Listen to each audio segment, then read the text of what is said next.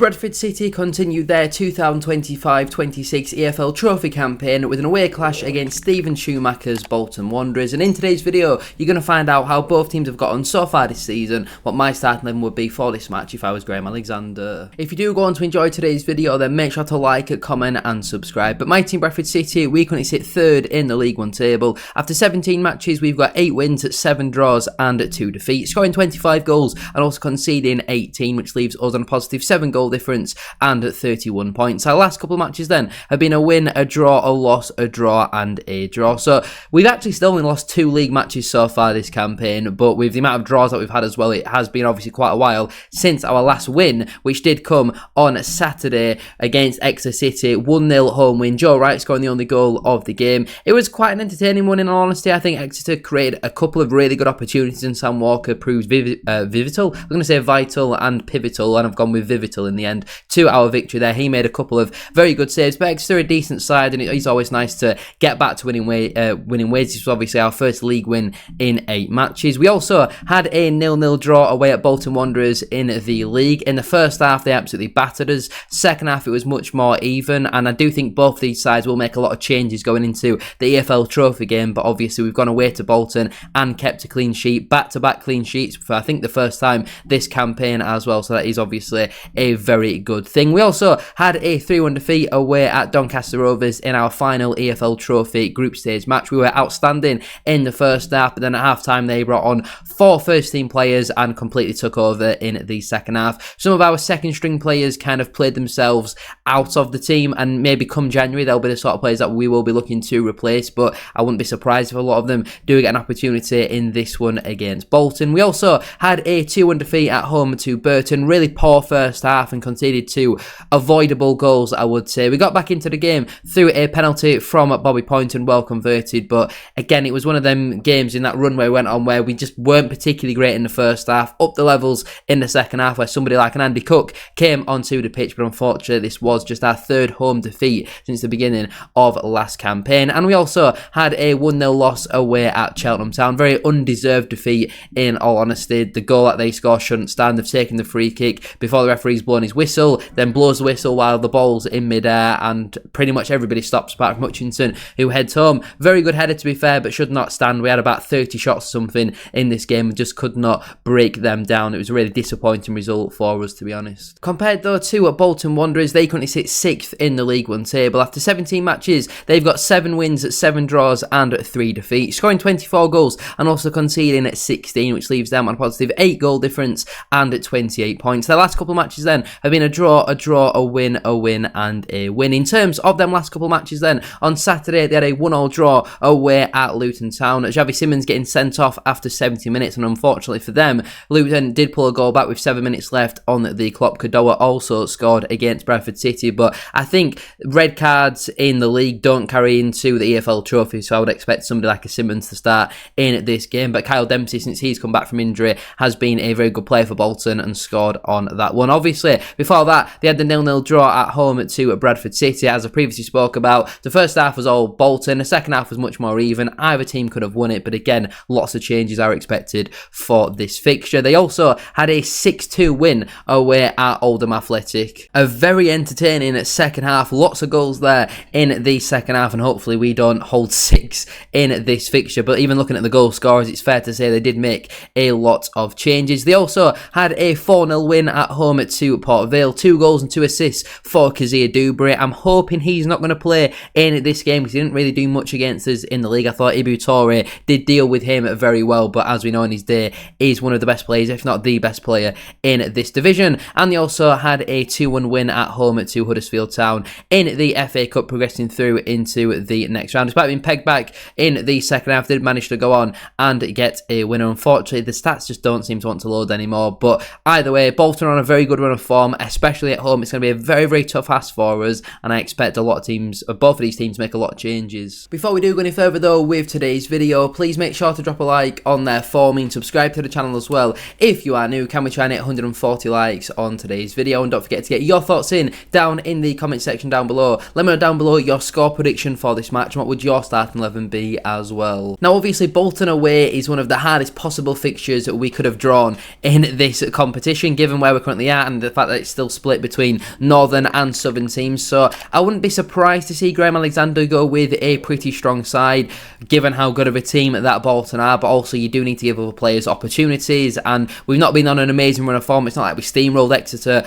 on Saturday, so I do think rotation is the best thing to do. In goal, I would go with Joe Hilton. As we know so far in this competition, Hilton has played every game for Bradford City, despite Sam Walker having a positive start to the season in the league for Bradford City recently, keeping back-to-back clean sheets, kept a clean sheet in this fixture a couple of weeks ago. Played really well on Saturday. We know Joe Hilton is the keeper for this competition, and I don't think Hilton had a particularly great game away at Doncaster in that final group stage match, so we'll be hoping that this could be potentially his last chance of the season for Bradford City. His contract's up in the summer. He needs to have a good game in this one. In terms of a back three then, at right centre-back, I would go with Neil Byrne. As we know, Matt Pennington is going to be out until around the middle to end of January with injury. Aidan Baldwin's only just come back, so I think with him playing over 80 minutes on Saturday, to then ask him to go again on Tuesday in the EFL Trophy, it's just not something that you really need to do, especially when you've got somebody like a Neil Byrne, experience in the back line. Not the best player for League One level, and I don't think will be with Bradford City long term, but he's a decent enough stopgap for now. In the middle of my back three, I would go with Tom McIntyre. Obviously came on Saturday and played actually as a central midfielder for Bradford City. We know that clearly he's got that in the locker, given how technically comfortable he is on the ball, but I feel like this is the sort of game where you give McIntyre some more minutes. I thought on the whole, in his last proper appearance against Doncaster, he did have a solid enough game in that one, so I would like to see him get another opportunity. And as my left centre back, I would go with Kieran Kelly. Again, it's been quite a while since we have seen him play. Ibutore has played a lot of football recently, so it would be nice to give him a rest for this one. Give Kieran Kelly an opportunity, and again, this could be one last opportunity for him as well, because I don't think he's had a particularly great start to life at League One level. In terms of my midfield four then, at right wing back, I would go with Brad Halliday. I felt like personally Josh Nerfil had a better game against Exeter, but still a long way away from one of his better performances of the season so far. I don't think he's quite been up to that 7, 8, 9 out of 10 that we've seen from Nerfil since around the middle of September, where he went on that goal scoring run. So Brad Halliday, I'd like to see him get another opportunity. I don't think he had a particularly great game again against Doncaster in his last outing, but this is the perfect opportunity for somebody like a Halliday to get some more minutes and really stake his claim into the side, especially with Nerfil currently being out of form in the league. In terms of my two central midfielders then, firstly I would go with the captain at Max Power. Again, I don't think he had a particularly great game against Exeter on Saturday and was pretty poor against Bolton, but with Tommy Lee being unavailable for this one, I'm pretty sure obviously wasn't in the squad on Saturday, and I think he has picked up a knock in training, then I think it makes sense really to keep Power in the side. Obviously you need a certain amount of qualifying players as well, and Power would certainly count towards that. And partnering him in midfield, I would go with Jensen Metcalf. Again, played as an attacking midfielder in the league, and I don't think impressed really. Obviously subbed off at half-time in that one and hasn't played that much football since, was only on the pitch on Saturday for a couple of minutes. Alex Patterson got the start in the league, so give Metcalf the start in the EFL Trophy, and I do think he is more than adequate to do that job. And as my left wing back, again, I would go with Lewis Richards. I thought he had a really good game against Doncaster. I was surprised to not even see him in the matchday squad. Obviously, he's still not played for Bradford City in the league so far this campaign. I do think that is quite harsh, because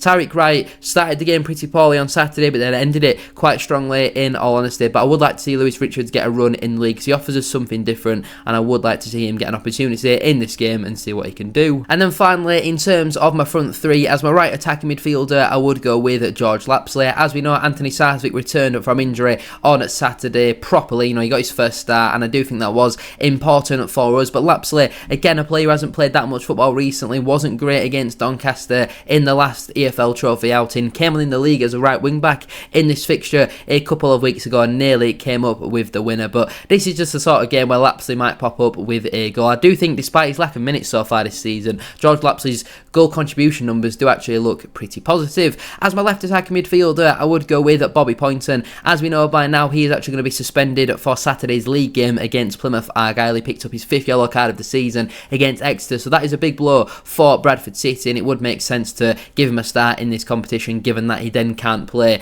until the following match next Tuesday away at Port Vale. So we'd like to see Poynton get another start. And then finally, as my striker, I would go with Andy Cook. Again, over the last couple of days, I've seen a lot of tweets on social media and even a few comments on the matchday vlog saying that Andy Cook's finished. He's now 35, looking like a player who has just returned from a 9-month layoff, still yet to score in the league, but but I think all these sort of things are incredibly harsh. It's very hard for a striker to come on off the bench with 20 minutes to go when you're 1-0 up and have a real impact on the game. He's mainly coming on to help see games out, and obviously when we went on that winless run, every time we was coming onto the pitch, Bradford City were being a better side, and I do think a couple of those chances that Stephen Humphreys had on Saturday, Andy Cook would have definitely scored, especially that header 3 or 4 yards out at the back post. That is Andy Cook's bread and butter, and I do think he's been a little bit unlucky from that point of view. I do think Andy Cook still has a lot to offer for Bradford City, and I'd love to see him get 65-70 minutes in this game and see what he can do, because the only way you're going to build up his match fitness and match sharpness is if you play him in matches. He has to start in this one, but given the way that Bolton play, I wouldn't be surprised to see either Humphreys or Swan start this game. On the bench then for me, that would leave Sam Walker, Josh Nerfield, Aidan Baldwin, Tyreek Wright, Alex Patterson,